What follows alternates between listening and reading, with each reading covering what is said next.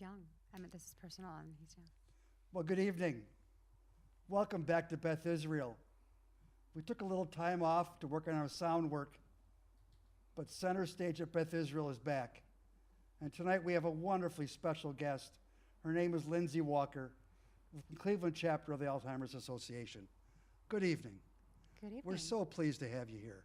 Thank you for having me. Before I go into the normal questions, I'm interested in knowing how your association, either local or national, can keep the attention on themselves in our current news environment. Because it affects everyone. And yes, when you look at COVID, for example, I know that when we look at how many people are going to have early onset or be diagnosed with dementia, COVID is probably even going to make those numbers higher. The isolation that COVID made to individuals is sometimes one of the symptoms or one of the reasons that people go and get into having Alzheimer's and or dementia. And let me just start off with explaining what Alzheimer's is, because I think that's a big question that people answer, Sure. and then I'll go back to what you said. Okay. I like to think of Alzheimer's as dementia as an umbrella. And when you look at your umbrella, dementia's on the top, and then it has all these arms underneath it. And some of the arms underneath it are Alzheimer's, frontal lobe, Alzheimer's, you have Lewy body, you have vascular dementia, you have all these different types of it. But the biggest one under that umbrella is Alzheimer's. And so when people say they have Alzheimer's, you have to first get a diagnosis of dementia. And once you have a diagnosis of dementia is when you'll get a specific what type of dementia that you have. And why is this at the forefront? This is at the forefront because it's affecting so many individuals. And as those that are getting older are surviving longer, more and more individuals are going to be with having this disease. It is in the top 10 reasons for individuals to get have death, cause of death. It's the number 6 one. Wow. And it is the only one in the top 10 reasons for death that doesn't have any major treatment and or cure. So let's go back to my normal first set of questions. Tell us a little bit about yourself, please. Sure. So my name's Lindsay Walker, and I am born and raised here in Cleveland. I'm an East Sider, so I went to Brush High School and went to Ohio University for my schooling. And I always knew that I was really good at events. That's even in college, I always did the events and stuff like that. So back when I was about to graduate, I looked at jobs that was event planning. That's what I knew I wanted to go into because they didn't have what we have now, which is nonprofit management and all these other fantastic paths that you can go on. So I wanted to do event planning, and lo and behold, I was lucky enough that I got a job before I even graduated at the Rock and Roll Hall of Fame. Oh my God. And I did all their events for close to 4 years. Wow. Anything that happened inside the museum, from the MTV series that we did to concerts to autograph signings, weddings, bar mitzvahs, you name it, I was a part of that. And then I realized, because about that time, we did the first city-wise Guitar Mania. And that was the big 6-foot-tall guitars, and I got to plan the auction for it. And we raised $800,000 that night. Oh my God. And I realized that I could do and raise money through my event planning. And so that was kind of my path. And so I have been at national nonprofits ever since then. I went to the March of Dimes. Then I was recruited and I went to the American Heart Association. While I was at the American Heart Association, I did the Go Red for Women campaign. Got to raise over $1 million in a luncheon. Wow. Got then moved up and became their executive director. Then I went to the Leukemia and Lymphoma Society, became their executive director.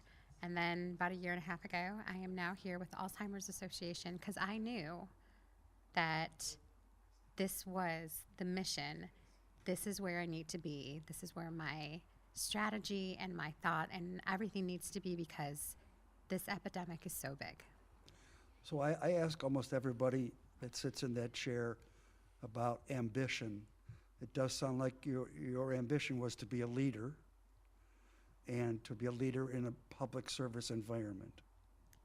Yeah, interesting enough, when I was in college, I was in a leadership group, and they pinpoint me. They said, "You are going to be in nonprofit, and we think you're going to be probably more like alumni relations," is what they picked me to do. And so they got the nonprofit part right. Yeah. But I love how my career went, and I just feel blessed every single day for the individuals I got to meet, the people fighting whatever disease that it is, and just being out in the community.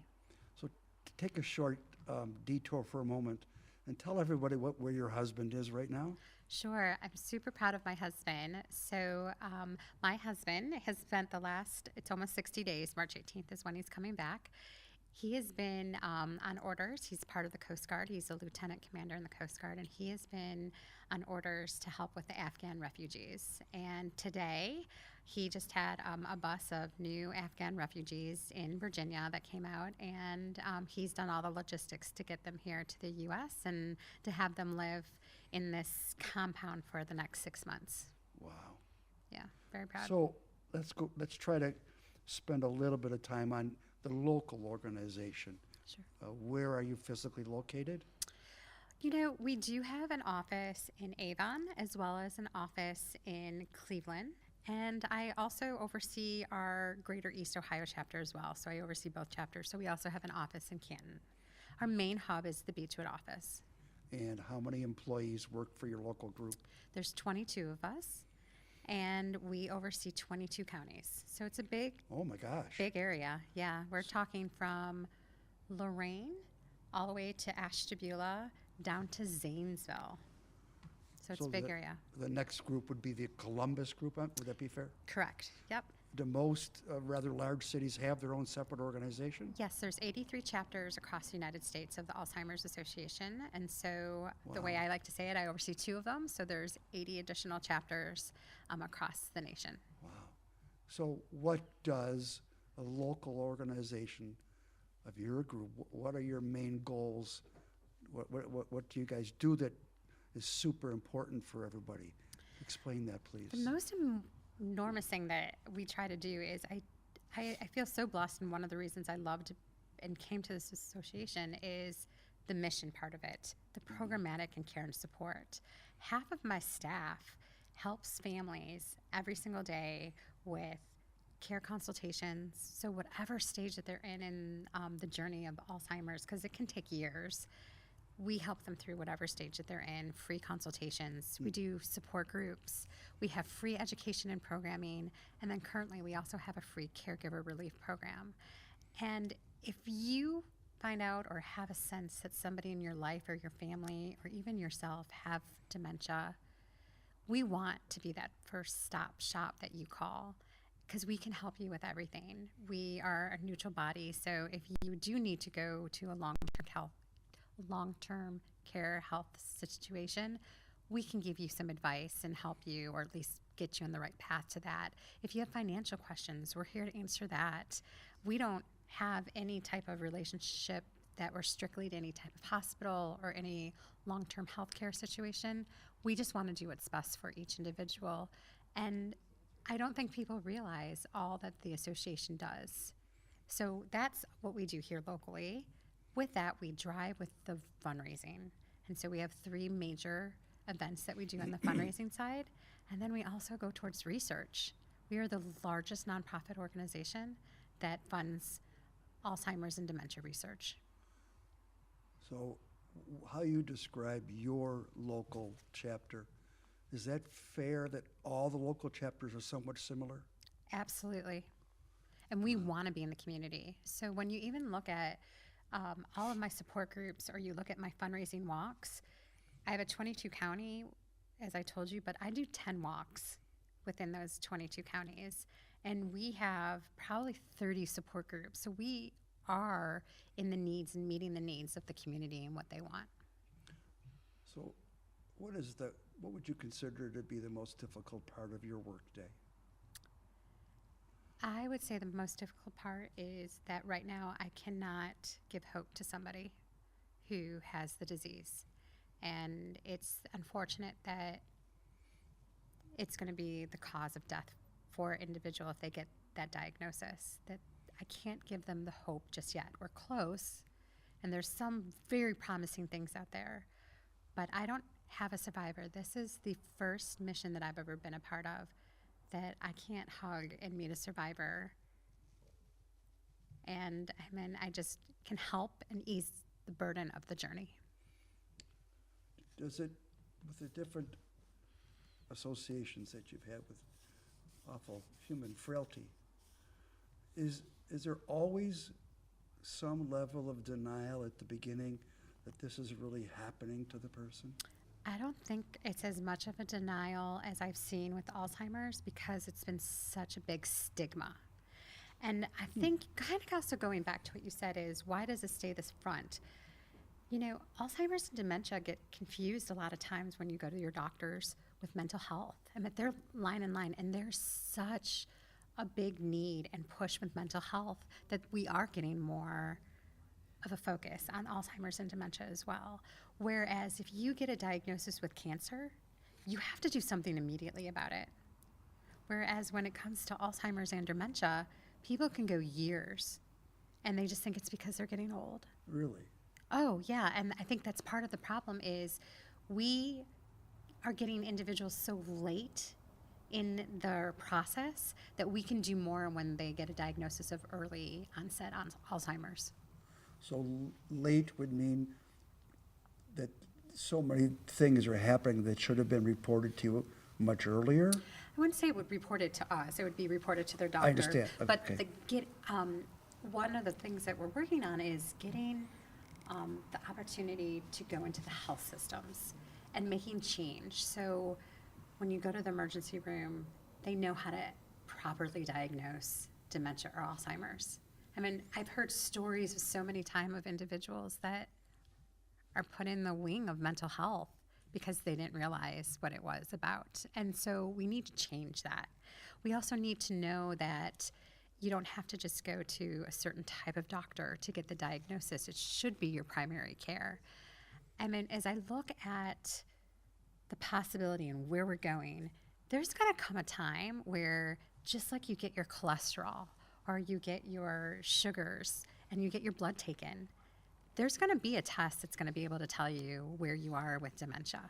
But we're not there yet. We're close. But we can't have that type of test happen until we have a little bit of hope or the cocktail to help slow everything down. So one thing that's come out that is new is Aduhelm. It's been very controversial out in the community, but it definitely slows down the amyloids. Amyloids are the plaque in your brain, and we don't really know why some people get plaque quicker and other people get it slower, but that's what causes dementia and or Alzheimer's. And so we need to slow down that plaque. And this is the first time that a drug has come out that's slowing down the plaque. So it's opened up a whole new door that people are talking that want to be a part of it and want to try this drug, but the accessibility is not there. This drug costs $55,000 a month. Yes. Who can afford that? And so our job as the Alzheimer's Association is not only to find more ways that people can get these type of drugs, but they can access it. And that's our job. So is there a socioeconomic issue with Alzheimer's in that some people who aren't as educated or aren't as savvy or aren't as able to find doctors or for other variety of reasons don't pay appropriate attention to the beginning steps? I would say it's more of a cultural than a social economical thing. Okay. And when I think of the reason that it's more multicultural is crazy enough, African Americans are twice as likely to get dementia Oh my God. over white individuals. And what I found, and even having forums and talking to individuals, they don't trust the healthcare system. And do you blame them? I mean, that came out with COVID and everything else as well. It's the same thing. And then you look at the Hispanic and Latino population, and even very close to here, the Lorain County has a very high Hispanic and Latino population. Yes. and they're 1.5 likely to get dementia or Alzheimer's over white. And so our job is to reach out into those communities, and we've made a difference. We've hired staff that look and talk the way that these communities, so we can earn their trust. And we're going through the pastors and through influential individuals Wow. so they can learn the resources as well as more of the warning signs. So how much of what your organization does, local and national, is new? I mean, if I talked to you or the person in your chair 20 years ago, would there be anything different about what your organization does? Yeah, I would say this focus on DE&I, diversity, equity, and inclusion for sure, huge. And we're in our chapter unique because I actually have somebody now focused on it. I think the having bilingual individual as well as presenters is a big, huge thing that we're making more of a focus on. When you look at us 20 years ago, I mean, honestly, that was the last time a new drug came out. 18 years ago, before Wow. Aduhelm hit the market here, is 18 years ago when Wow. a different drug came out. And so, no, not a lot has changed, but yes, a lot has changed. More individuals are being diagnosed. Individuals are living so much longer, but the Alzheimer's Association is still here. So let me change the subject matter just a little bit. Talk to everyone actually, how much contact you have with public officials, elected officials. Do you have contact with them, and could you describe it? Sure, absolutely. I would say within the last month, I've met with Anthony Gonzalez's office, David Joyce's office, as well as missing the last individual that I just met with. I've met with Dolan, and we're having Advocacy Day down in Columbus on April 6th. So it's a free open. If people are interested, please contact me. We're taking a bus down of individuals. And then we'll also be going to the Hill in May.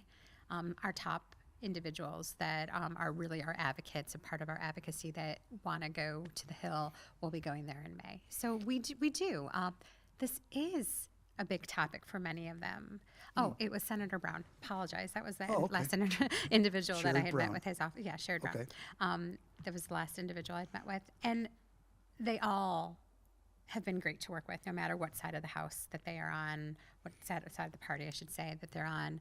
They realize how big of an issue this is. I mean, they also know Ohio was the very last state to put together a Alzheimer's dementia state task force. Number 50. That was us. Number 50. Number 50. And how long ago was that?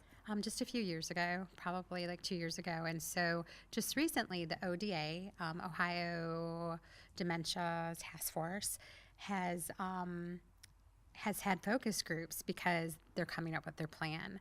They know what a huge problem this is. And we're lucky the Alzheimer's Association is at the helm of it and do have representatives on the task force as well. Is there a politically correct way to answer the question of why it took Ohio so long? That I'm not sure why. I think we were just really slow at getting our act together. But we're here. Okay. We know we need to do something, and we know that we need to do more. And what I think they also realize at the state level is how much they can utilize the association.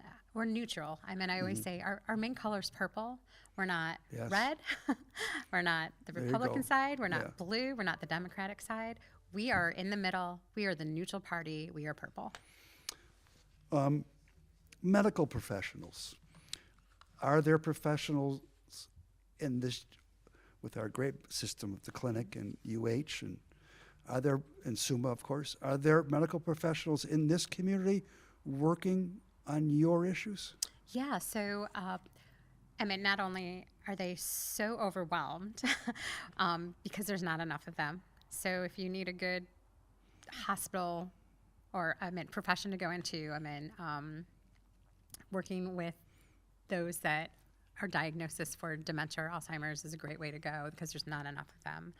But we also know that right now here in Cleveland, I have 4 research grants from the National Association that are being funded here in our great city. So yeah, absolutely. There's so much. And then I think when you don't even look at the research that we're doing, how many other individuals are doing amazing research from other institutions and being funded as well that is focused, if it's on Parkinson's and Alzheimer's or MS and Alzheimer's or brain health, no matter what.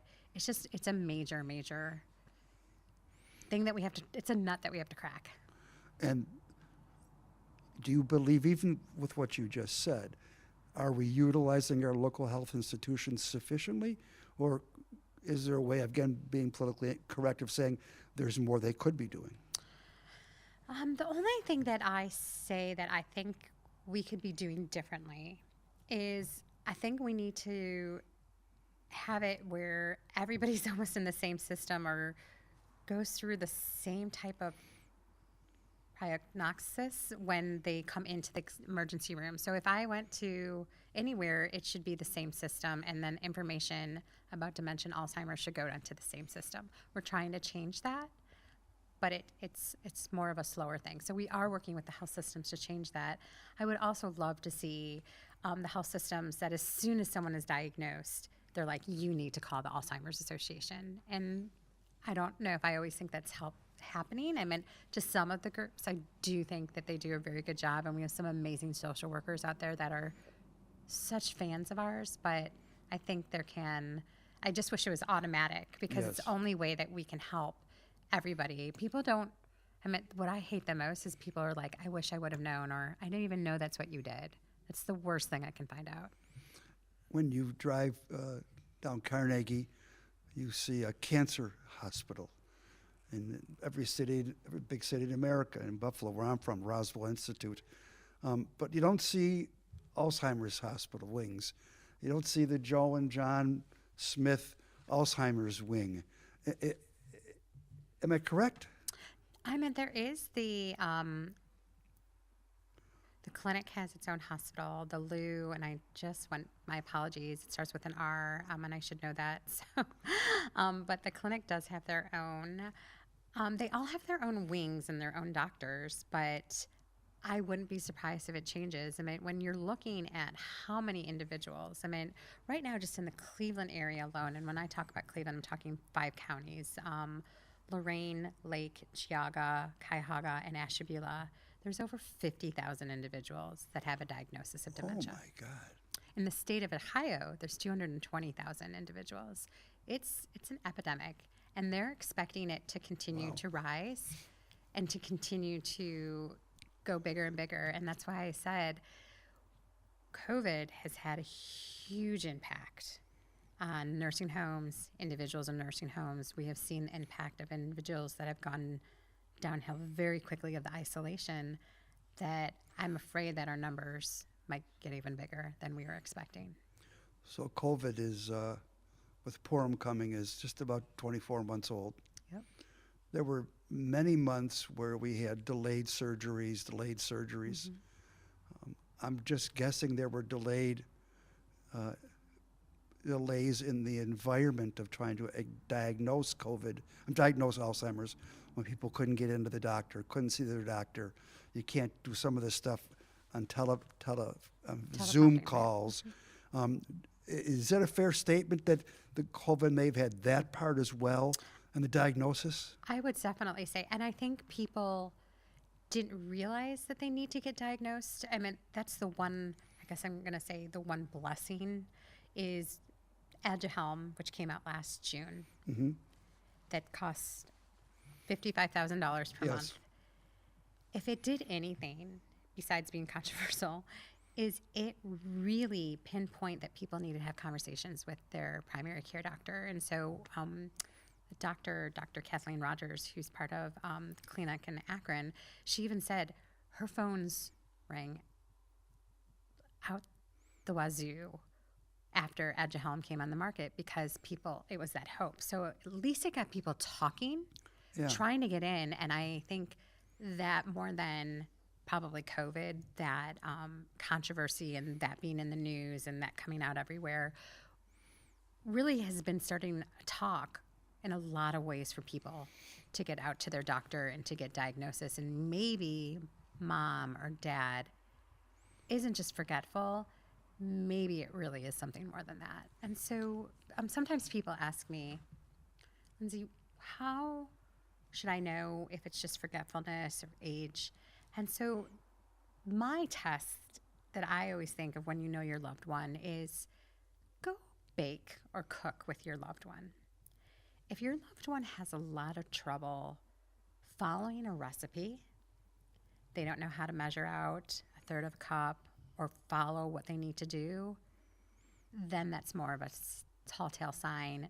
Then I meant, yes, leaving your keys in the refrigerator, but I lose my cell phone every day. My kids are always so. But I would say if you can't follow the directions, or if you sit beside somebody and a loved one, and you just make one of their favorite recipes, and they struggle, then I would really say that's probably a time that you might want to go talk to somebody else. So, if somebody goes to the doctor and the doctor says yes, does the tests, yes, you have frontal lobe, or you have one of the other diagnoses that you mentioned from the tree. Yep. Is there anything that can be done other than holding their hand and holding the caretaker's hand as the process of the disease goes on? There are some drugs out there that are supposed to slow it down. But again, the key is you have to get the early diagnosis. If you're in mid or late stage, no, there's really not much more than we can do than to just live and have a happy life and help them. And we also work with families on how to communicate with their loved ones. But if you can get there early enough, yes, there's definitely more that can be done to slow the process. It's simple. Something as simple as what we've learned even with research is the social ability. So let's go back to that Latino and Hispanic population. They get the early diagnosis, but it takes them much, much longer for them to reach mid and late stage. And what we've discovered is it's because of the sociability. They live with their families, they're multi-generation family houses. They cook all together. They have parties together. They're always around other individuals. And that is one of the things that can slow down the onset of Alzheimer's is sociability. So that's why I'm so nervous about COVID with that isolation. And I think that's been a perception for a long time, that those who are relatively active physically and mentally can somehow keep their brain intact better than those who may be alone and very sedentary. I am the farthest thing from a doctor in the world. But is what I just said relatively fair? For us, I think it's definitely fair, for sure. Yeah. The other thing that I would say that I think is so interesting about Alzheimer's and dementia is that 60% of it is hereditary. So there is a huge component that's hereditary. Is that right? 40% is your environment, food, diet, exercise. So you can take a hold of a lot of it in your life, but some of it at this point, you can't change your genes. So the hereditary sign says that if your father, grandfather, and somebody with your bloodline had it, there's a significant chance that you might get it as well? I'm not going to say significant chance, but there's always a chance, a higher chance that you'll get it if somebody in your family has as well. Let's go on to another subject that I know you mentioned at the beginning, that is fundraising. Sure. Let's first talk about how you currently fundraise and how COVID changed your ideas. So I think I came into the chapter during COVID. And I think that was a blessing for me in that sense, because you said maybe I'm a little bit ambitious or bold. And so this is a bold, big mission. And we've been able to ask bigger, go bigger. And so fundraising has been going well for our chapters, I should say. But I think it's because we're getting bolder and because we know how much is at risk and how much we need to change. So we have 3 major events that we do. We do a walk to end Alzheimer's, and we do what's called the longest day. It's a do-it-yourself type fundraiser that you can do any time of the year. And then we have a gala that happens in May. And then, of course, we can't do it without the much generosity of major gifts and donors as well. I attended a bunch of the galas when my friend Kelly Tompkins was very involved with your organization. Are you still doing those now? Yeah, ours You is are. Ours is coming up. Not as long of a program, but it's going to be at First Energy Stadium on Thursday, May 12th, and Wow. we are honoring the very lovely Mary Ann Seamus. She grew up in Akron and now lives here in the greater Cleveland area, and so we're honoring her. And very excited. And our theme is pure imagination because gentleman who played Willy Wonka actually passed away from Oh my gosh. Alzheimer's. And so that's kind of how we're tying everything in. And then the dessert is going to be all these different chocolatiers. And so that's what you'll end up doing. So it should be fun. So I wrote this question today, and I didn't know when to fit it in, and I haven't found when to fit it in, so I'm just going to ask it now. That's fine. Nursing homes Okay. have a reputation, good or bad. I'm not going to talk politically correct about them. Right. But they have memory care wings in a nursing home. And can you tell, I don't know the answer, so I'm going to ask you, can you tell us what it takes for a nursing home to have a memory care wing?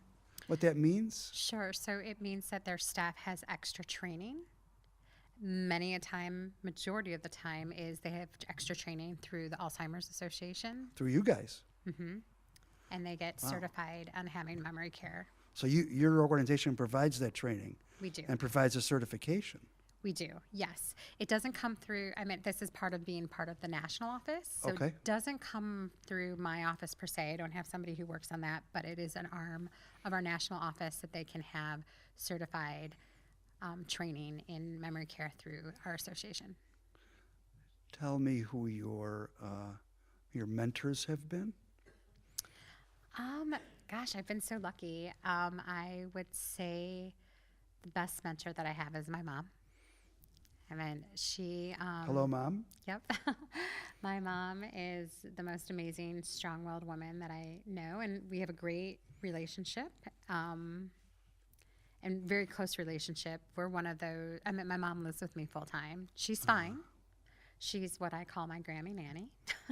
So she helps me with my kids, and it keeps her young, and it's just perfect for us. But whenever I have a problem, she's the best person that I could possibly Well, ever moms go to. always are, frankly. Yes. I am been really blessed that I've had some great bosses in my life, and I can't complain that my current boss, he's amazing. And he has taught me so much. And then I also feel that my husband is so good. I think we're the yin and yang of each other. So he's very military, and I'm very soft and emotional intellect on that side. But when we work together, we always, for both of us, it's just great that I can talk shop with him a lot. So let's talk shop. Mary calls your organization today and says, we have been to the doctor, and the doctor says my husband at 54 has frontal lobe issues. What are the snap things that your organization can do and does for them? So the first thing that I'm going to do is I'm going to set up Mary. And if she wants, I don't know if Mary has siblings, and this is her, I don't know. Did you say this was her husband? Her husband, 54. Okay. So 54, this is her husband. So we're going to set up a care consultation with Mary's kids and with her husband, and we're all going to talk about what's going on. What are the signs and symptoms, and where is he in? And what are their biggest thoughts and problems? That first stop shop. What are they most overwhelmed with? Is it getting care into the home because they need a break? Is it even that they can stay in the home? I mean, or do we need to look at elsewheres? Do we need to get their finances in order? So first stop shop, we are going to get them together, the whole family, to sit down and do a care consultation. And that's probably going to last a couple hours because it's emotional. And no matter whatever stage they are, that's the first thing that we're going to do. The second thing that we're going to do is it just depends what stage he's in, but we do, we'll be starting up now that the world is opening up, early stage. So 54, I would say that he might be in early stage. That we have a support group. It's a 6-week class that is for the caregiver and for the individual. And so that would be probably my second recommendation. So those 6 weeks, they're going to move together with people that are in early stage, and then they'll become their own support group to continue. And we're also going to see if they're kids, because we have an adult children support group, if they want to be a part of that. That one is virtual or in person. It's both because everybody's so busy. And then we're also going to see what kind of education they need. And do they like their doctors? Or who else can we recommend? Or what other things do they need to have to get them to where they need to go? So we're just going to ask those questions. So, yep. So somebody breaks an arm, they get a cast. They have a broken arm. There's the x-ray. I see that bone is broken. I see stitches. Yes, I do need stitches. Is there an issue of denial first for the patient and as well for the family? Is that a common issue for you? Yeah, I would say it's more for the patient than... For the patient. Or I got to take this back. I have seen it with so many adult children that are sandwich generation that dad maybe has something and that they're finding that mom doesn't know what to do and doesn't want to, just says it's old age and dad is fine. And the kids know that it's more than that and they don't know what to do and they have to take the keys away. I mean, we help talk through all those issues of taking the keys away. Maybe they need to retire at this point. Like everything that you need to have happen, that's what we're here to guide you with. And how do you talk to the patient himself? I mean, I'm assuming that if he's 54 or 84, doesn't matter. How do you explain to somebody who doesn't have the full ability to understand that things aren't the way they were used to be? How do we get that across to the people who are suffering? I mean, when they just don't know, they don't know.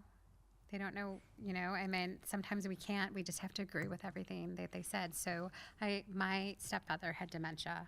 And had or has? I'm sorry. He passed. So okay, he had. Sorry. I'm very sorry. Oh, no, it's okay. And I remember sitting in the nursing home with him, and he's like, look, there's a donkey in the courtyard. And I was like, you're right, Papa. I mean, he's Papa to my kids, so we call him Papa. There is a donkey in the courtyard. I'm not going to deny him. It's what he saw and he thought, and that's what it is. Yes. And, I mean, he was early stage, but to him, there was a donkey in the courtyard. There was no donkey in the courtyard. But I agreed with him. And I think that's where it gets hard is so many times individuals will want to correct or, Mom, you just told me that story. Don't tell me it again. But the individual doesn't realize that they're repeating themselves or telling the story. I mean, I've been in many meetings myself, even where individuals, we maybe not knew that we were meeting with them and that they had dementia as much as they did, or Alzheimer's or whatever part of that they had. And it just kept repeating. And all we could do was just thank them for their time, be gracious and generous, and know that they're the person and who they are, and make them comfortable. And how do we deal with what would simply be called interfamily issues, where maybe the spouse or the siblings or the children have 3 different opinions upon what level of care and should there be care and what do we do next? That could get pretty complicated, yes? Again, this isn't cancer where the doctor says you're going to go to chemo and then usually you end up going. No. This, I would suggest, is more complicated than that, is it not? It is definitely more complicated than that. Yeah, because everybody has an opinion and what they think should happen, and there's denial, and the individual at the center of it doesn't really understand what's happening. So yeah, for sure. And that's why I think we're such an amazing association by having the care consultations. Again, they're free. Free. It's a good price. Free. And we're there. Everybody who does our care consultations, they are certified master's level social workers. Wow. So they get it. They understand and know what they're dealing with Yeah. and can help with these family dynamics. And I'm just assuming that you see, well, let me ask the question better than that. Do you see mostly elderly people, or do you see mostly early onset?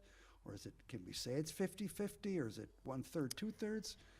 And maybe that's too difficult a question, I don't know. I don't know. I mean, it's interesting to find it used to be known as the elderly disease, I guess I should say. Yes. But gosh, how I'm hearing stories of somebody 39 got diagnosed. 39. It's just getting younger and it's more prevalent. And so I can't really say anymore because there's people that are coming out of the woodworks. And then you love the families that the kids understand that grandma or grandpa had this because they weren't the person that they used to know, or their behavior was a little off. I'm in my husband, second marriage. So when I entered his family, I never got to meet Granny, who was Granny. By the time I came to the family, they were nervous to introduce me to the family because they didn't know if she was going to be confused to understand who I was because I'm the second wife. But she did it fine. She was confused, but didn't say and call me anything different. But I'm sad, and my husband's sad. I mean, she's now passed, that I never got the chance to really know Granny. Yes. So let me try a different subject that I've been thinking about since you were so gracious to say yes to the interview, and that is, are there things that we, let's just say Americans do, that might bring us upon ourselves? Things like contact sports. I used to be a football fan, professional football fan, and when I learned of the CTE problem, I stopped watching the football. Do you believe that Americans understand issues like CTE well enough? I think we're still just learning about it. I mean, I think the brain is magical in the sense that it's just, we don't understand it enough. Still, Still to after this all day. these years, all these ingenious people. All these ingenious people, all these heroes that we were just talking about Right. that have studied it, that we don't know the effects. And then it's just so different because the effects that individuals have are so different for one person versus the next person. Yes. So even as we talk about Alzheimer's and dementia and a cure, it's not just one thing that people are going to be able to take. It's not. It's going to be a cocktail because each person is so different. And although I might have a concussion and somebody else next to me might have the same concussion, they're going to have something different because so many other things. And I wish I knew the answer to that one, Yeah. but I don't. But I know that there's been more focus on it because it's definitely a hot topic. You're probably too young to remember, but there was a time when professional hockey players didn't even wear a helmet. You look at the old style football teams from the '60s; those helmets weren't any tougher than my pen. I agreed. I mean, all the different sports that are incredibly contact sport related, to me, are late to the game in protecting their players' mindset. And again, maybe it's politically incorrect for you to answer that, but the numbers sure seem to support my theory. Yeah, I would have to get back to you more on that. I don't know, but what I do know is by having a son who plays contact sports, Oh my gosh. there's the Lindsay law that you have to, as a parent, to sign. But they're real. I mean, I think as we've learned, because there's been a lot of heart problems with children in high school sports. So I think they're doing a lot better on trying to do the physicals and make sure and get students that way, so they don't have a heart problem on the court, because that's happened too many often things. But Yes. I think we're still just learning about the head and the brain. So I can remember from my limited science studies that the brain is the most complicated thing that's ever been created, right? There's nothing more complicated, I'm not even saying it well, than our brains. And we have all these ingenious neuropathologists, one of which I was talking to you about before, that have spent all these years and years and years. Are we truly close to figuring out if there's a way to actually slow the disease down? I've heard you mention a couple different times some medications, but is there really, are we on the verge of some idea of slowing it down? I think we are. Absolutely. I think Aduhelm came out. It was the start of something new that is to slowing the progression of the amyloids.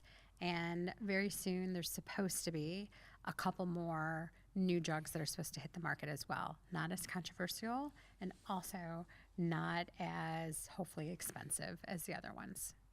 It's interesting that the football CTE research, of course, is done on the brain after someone passes. Again, I'm not the doctor, but we do better research when the brain is detached from the head after someone's deceased, where we can get in, look at the proteins, etc. Is there anything that makes you think we'll be able to do that good of research sometime while the person is still alive? I mean, I'm amazed.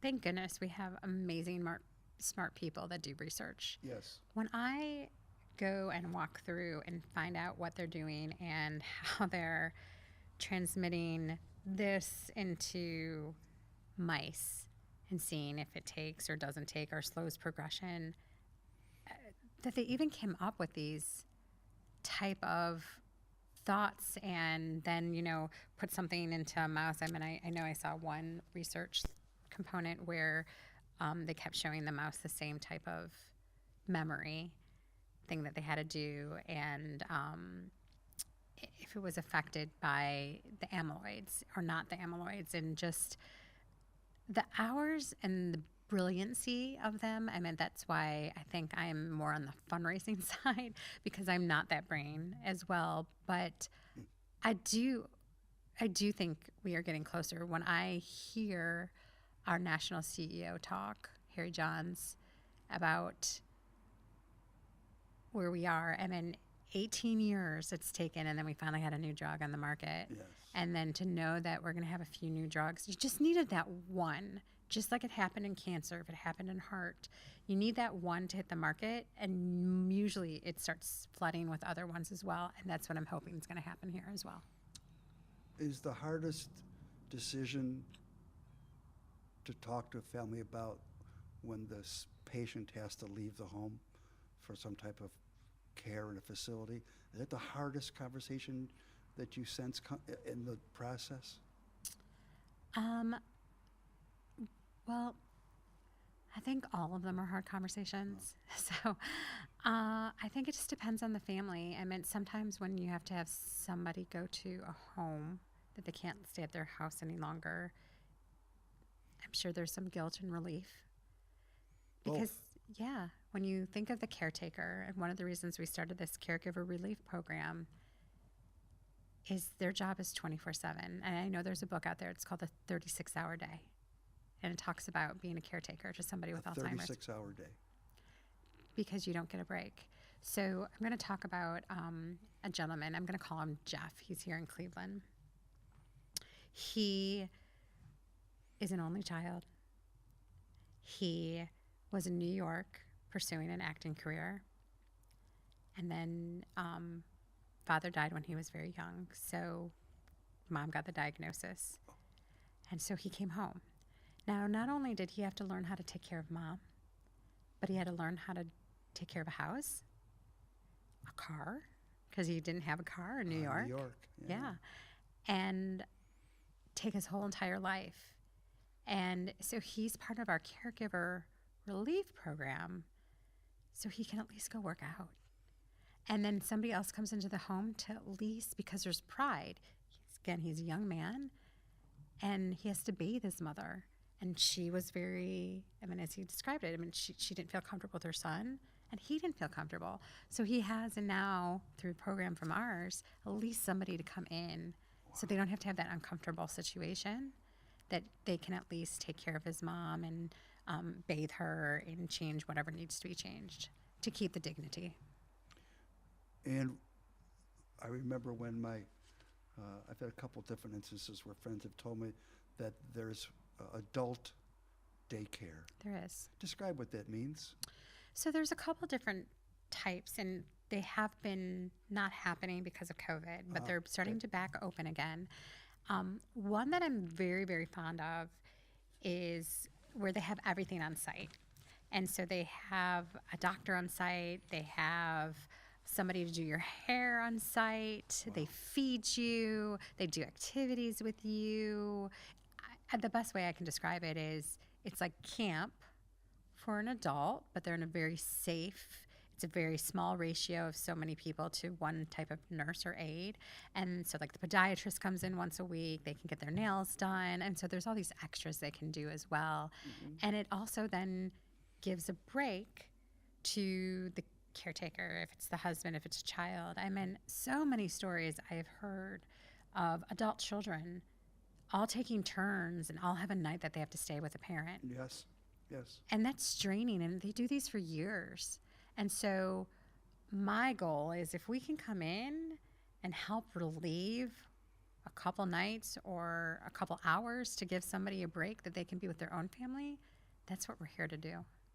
Is there an advantage to the patient of this adult daycare? Do they do well in an environment with people of the same sickness?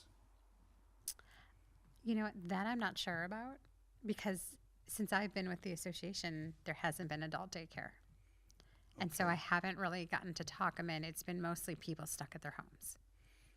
And the people who work in your facility or people that you know of in the other areas, there's 22 counties, do they come to your organization after having a loved one with the disease first? Does that happen? It does. I love when they come to us at the beginning of the early stage of when it happens so we can be a part of it. But more or less, it's people coming to us afterwards because they want to make a difference or they want to make a tribute to a loved one. And that's why they get involved with our walk, or they want to get on a committee because they want to help find a cure. They don't want to go through until you've gone through it. And I know that this is personal to you as well. Until you go through it, Yes. I don't think people understand. Yes. I think it's a very first statement for not just the outside family, but the inner workings of the family and the children and the neighbors and just everybody who has an association with Steve, Mary, John, Paul. It isn't something that could be hidden away. No. I mean, they're there, Correct. but they're just not the way they used to be. And they're embarrassed to sometimes go to the restaurant because what if somebody has an outburst at the restaurant? How are they can control them so they don't go out to the restaurant anymore?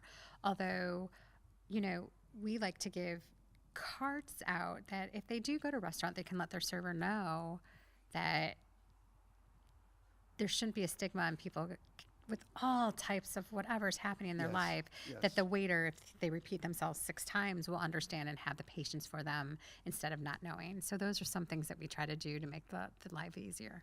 My personal story of my brother-in-law, Marky, is that he's in Cincinnati and he loves to have the chili, of course. And he went to Skyline Chili once and forgot his wallet. And they didn't say a word. He came back later and paid the bill. They knew that he would remember his wallet sometimes. I love asking this kind of question. I've had a great day at work because I got to help somebody. wow. You're creating quite a legacy for yourself here. You're a young woman. You got a long ways to go. I hope so. Well, And you're thank already you. figuring out that helping somebody is the way to make your day better. It's kindness. I mean, you never know what's going on through someone's life. And it's what I teach my kids. It's what I say to myself. I mean, you just need to be kind. And all these caregivers that I see that are struggling and trying to make things work, and just if I can help relieve some type of just, if I'm an ear for somebody to talk to, if I can give them a relief, if I can give them a support, then I made my day worth it. The opposite side of that is, and this was the question that I wrote down as the last question, and I'm just going to read it to you. Okay. I wonder how you personally deal with all the sorrow you hear, see, and observe. I am hopeful that we are that much closer to a cure. So we always talk at our walk that we have flowers. So everybody who comes can have a flower. They have been diagnosed with dementia or Alzheimer's, they get blue. If they are a caretaker, they get yellow.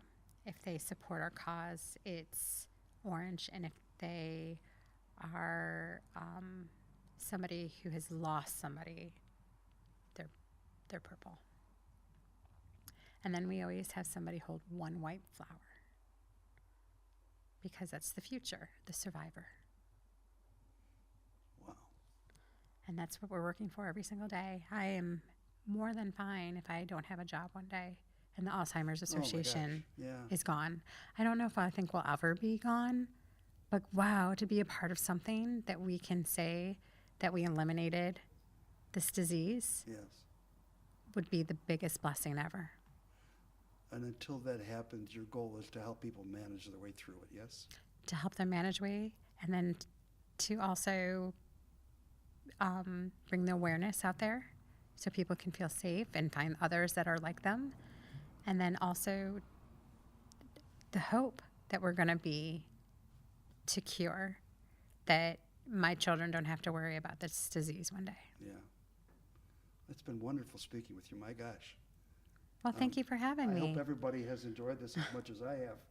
I mean, this was more than a learning experience. This was an emotional hour for me. And I do thank you so much for coming on the stage and talking with us. Thank you so much for having me. Thank you. Thank you all for being with us this evening. We'll be back in 2 weeks with my friend Brian Hagan from the Rocky River Municipal Court to talk about the amazing variety of things that he deals with on the bench. Thank you and good evening.